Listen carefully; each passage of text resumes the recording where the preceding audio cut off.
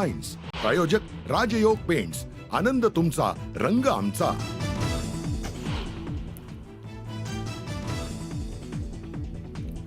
शिवसेना आमदार आणि मंत्र्यांचं प्रगती पुस्तक तयार. शिवसेनेच्या प्रगती पुस्तकात 2 माजी मंत्री संजय राठोड आणि अब्दुल सत्तार नापास.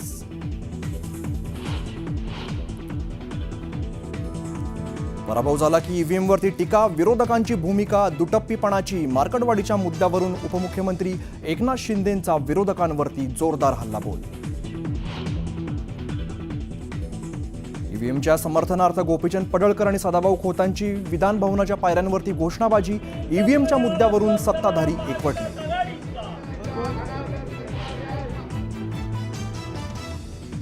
निवडणुकीसंदर्भात जनतेच्या मनात शंका. ईव्हीएममध्ये नक्कीच काहीतरी गडबड. मार्कडवाडीत ग्रामस्थांच्या भेटीनंतर बोलताना शरद पवारांचं वक्तव्य. सरकार सत्तेत आलं कसं? लोकांना अजूनही प्रश्न. दिवसाढवळ्या लोकशाहीची हत्या. नाना पटोलेंचा सरकारवरती हल्लाबोल. बॅलेट पेपरवरती पुन्हा मतदान घ्या, नाहीतर मी राजीनामा देतो. तर निवडणूक आयोगाने न ऐकल्यास सर्वोच्च न्यायालयात दाद मागणार. मार्कडवाडीत उत्तम जानकरांचा आक्रमक पवित्रा. शरद पवारांकडून अपयश लपवण्याचं काम सुरू. मार्कडवाडीत पवारांचं लोकांदोलन करतायत. जनता नाही, भाजप नेते बावनकुळेंचा हल्लाबोल. सपा भाजपाची बी टीम म्हणून काम करते. आदित्य ठाकरे यांची टीका. बॅलेटवरती निवडणूक घ्या, जनतेची मागणी. आदित्य ठाकरेंचं वक्तव्य.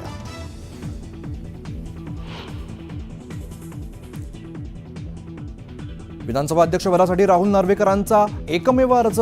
मवियाने अर्ज न भरल्यामुळे निवडणूक बिनविरोध. उद्या औपचारिक घोषणा होणार.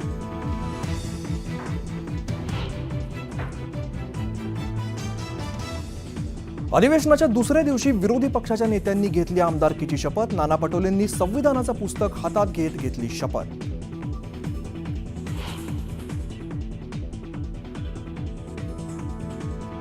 बेळगावातील मराठी भाषिकांच्या मेळाव्याला कर्नाटक सरकारकडून परवानगी नाही.